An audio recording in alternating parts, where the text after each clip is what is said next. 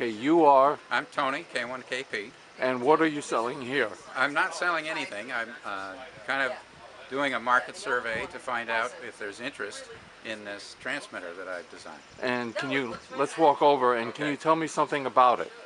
All right, well, it's called the Polar Explorer, and it's a high efficiency transmitter.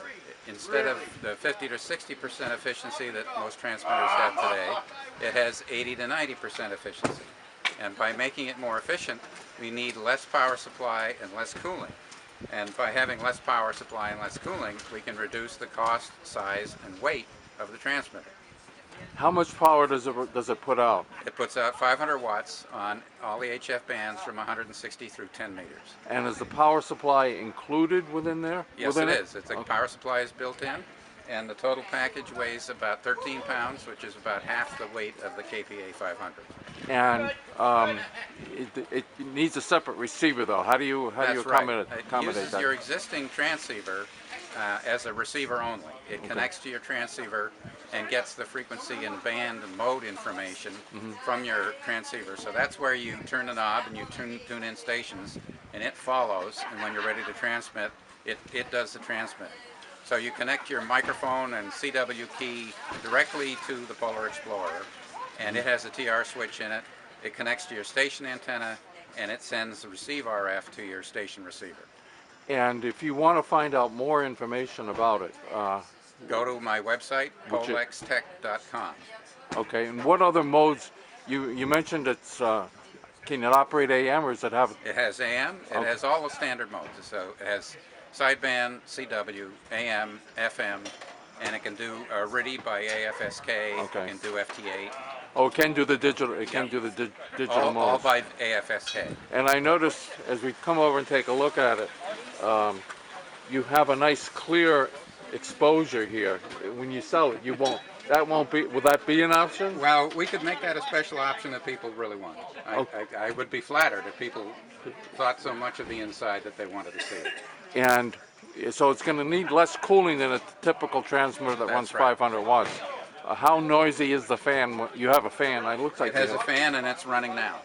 And I don't think we can hear it over the noise in the flea market. No. It basically uses a PC CPU cooler fan. So Okay. It's very quiet. So I'm going to go along the back here.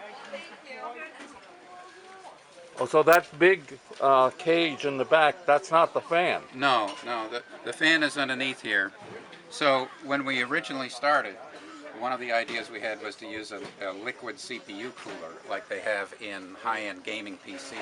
Okay. And if you wanted to run this 100% duty cycle on RTTY, then I would recommend you have that. Right, okay. But this is my only prototype, and I had the liquid CPU cooler there, but found I didn't need it for just normal duty cycle modes, so I took it off. And I noticed it has a USB connection. What is that for? So one connection, it actually has two. One is for the radio, so this is how it connects to your station transceiver. And All right, I'll stop there for a second. When you say it connects to the station transceiver, what is that? What does it need to do? What does it do? It's getting, when you turn the knob on the station transceiver, it's getting the frequency and mode information from your station transceiver, so it knows how to track where you're receiving. But that would have to be a transceiver that has USB. That's right. Okay. That's right, and most of them do. I mean, it's not USB. It's usually USB to serial. Some of them have LAN connections or whatever. So the only way you can change the frequency is with the That's right. the receiver. It's intended to be mated with a transceiver. And the other USB The connection. other USB is in case you want to use a logging program, Okay. or maybe a program that controls the transceiver. So it has a transfer setup inside. So your computer connects to this, and it thinks it's connecting to your station transceiver, so it can still get frequency and mode for logging or whatever.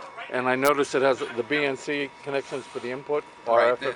This is for your station antenna. Okay. And it has a TR switch inside, so on receive it routes the RF to here, which connects to the station receiver. Okay. All right. Thank you very much. Thank you.